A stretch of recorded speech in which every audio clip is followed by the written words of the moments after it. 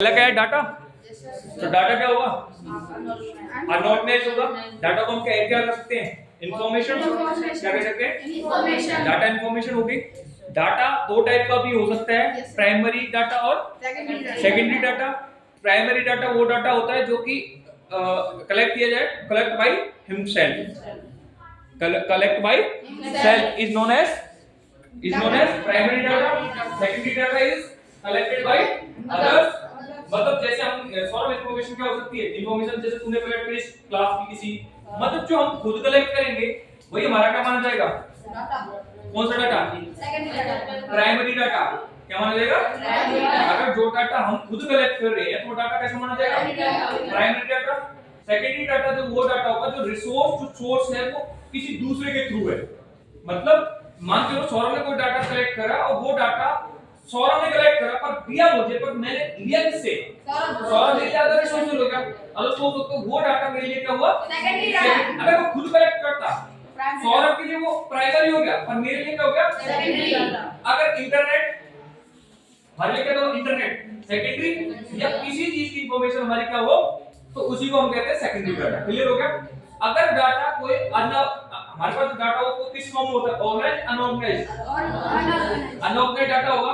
तो बेटा उस अनऑर्गेनाइज्ड डाटा को हमें किस में कन्वर्ट करना है, किसमें करना है, किसमें करना है, ऑर्गेनाइज्ड डाटा। जब हम उसको ऑर्गेनाइज्ड डाटा में कन्वर्ट करेंगे तो ऑर्गेनाइज्ड डाटा के लिए क्या होना जरूरी है हमारे पास, उसको कैसे कन्वर्ट करेंगे, असेंडिंग या डिसेंडिंग,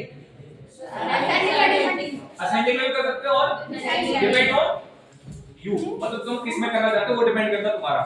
तो अब क्या होगा कि जब डाटा असेंडिंग या डिसेंडिंग में लगा दोगे तो आप उस चीज से क्या कर सकते हो, सारी जो वैल्यूज है अरिथमेटिक मीन, मोड, मीडियन, सारी चीजें तुम वहां से निकाल सकते हो। पहले कन्वर्ट करना किस में जरूरी है, असेंडिंग या डिसेंडिंग में जरूरी है।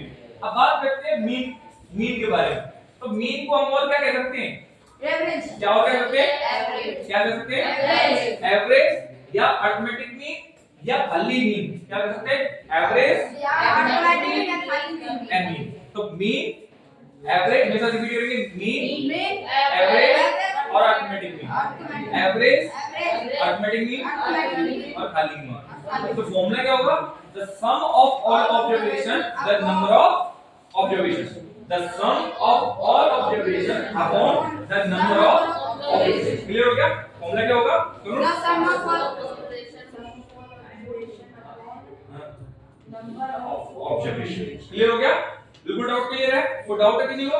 द सम, बेटा तो the sum is the sum of all observation upon the number of observation।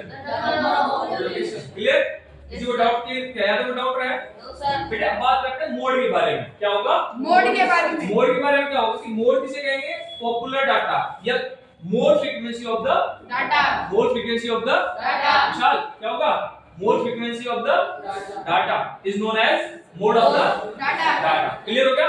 तो जैसे मैंने बोला 2 2 3, मतलब 2 1 टाइम्स है, 3 1 टाइम्स, 5 6 टाइम्स, 7 2 टाइम्स, 8 1 टाइम्स। तो मोड क्या हुआ, 6 5 हुआ, 5 कितनी बारी है, 6 टाइम्स। तो वो हो गया mode of the data. Clear है, मोड ऑफ द डाटा में किसी को डाउट है।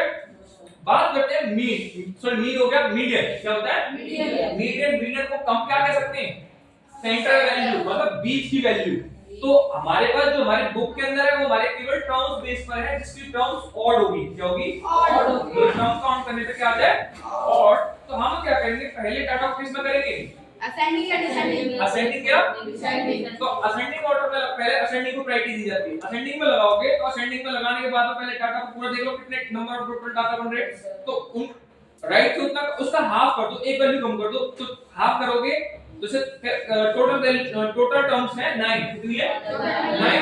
तो 9 से कम करो कितना हो गया, 8। तो 8 का हाफ कितना हो गया, 4। तो 4 राइट से काउंट करो, राइट से, और 4 ही लेफ्ट से। तो वो सेंटर वैल्यू निकल के हम बेटा वो इनके में नहीं है, जो आप पूछ रहे हो वो 9th में है। वो कई प्राइवेट पब्लिशर की बुक में है, एनसीईआरटी में नहीं है। एनसीईआरटी में बहुत कम क्वेश्चंस दे रखे हैं, वो डायरेक्ट इजीली दे रखे हैं। क्लियर हो गया, कोई डाउट है, बिल्कुल क्लियर हो गया।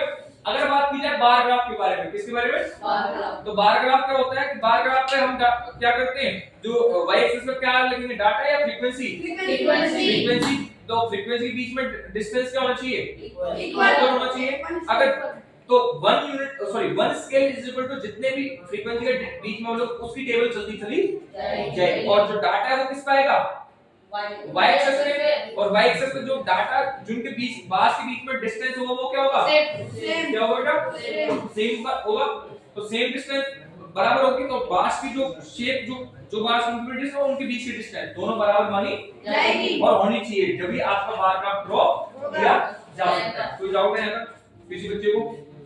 अगर बात की जाए सर्कल ग्राफ के बारे में, क्या है? सर्कल ग्राफ क्या होता है? सर्कल ग्राफ को पाई चार्ट भी कहते हैं। क्या कहते हैं? पाई चार्ट कहते हैं कि पाई चार्ट आपको पता है कि सर्कल हमेशा 360 डिग्री का होता है। कितने डिग्री का होता है? 360 डिग्री का होता है। कितने डिग्री का होता है? 360 डिग्री। 360 डिग्री होता है। अगर उसके सेंटर से डायमीटर जाता है, क्या होता है? सेंटर से अगर डायमीटर जाएगा तो उसको वो इक्वली 2 हाफ पार्ट में या 2 सेमी सर्कल में डिवाइड कर देगा। 180 डिग्री में कन्वर्ट उसको कर देगा। तो 180 डिग्री में उसको कन्वर्ट करेगा।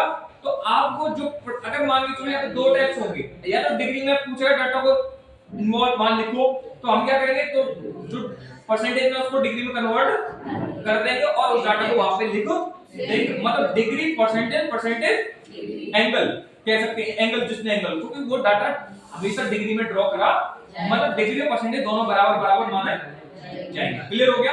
कोई डाउट है? तो अगर मान लो अगर आपको फ्रैक्शन से क्या निकालना है, फ्रैक्शन से डिग्री निकालनी है, तो क्या करेंगे, गिवन फ्रैक्शन मल्टीप्लाई 360 या given data upon the sum of all data into 360 basic word given data upon the sum of all data into 360। Formula क्या बनेगा? Given data upon the sum of into given data upon the sum of all data into 360। पहला क्या है? दूसरा chapter का हमारा जो revision है वो यही तक है। बाकी आपको क्वेश्चंस क्या करने पड़ेंगे, रिवीजन करने पड़ेंगे। प्रैक्टिस करो। प्रैक्टिस वीक में जो थ्योरेटिकल है या जो बेसिक पार्ट है वो तुम्हारा क्या हो गया, कंप्लीट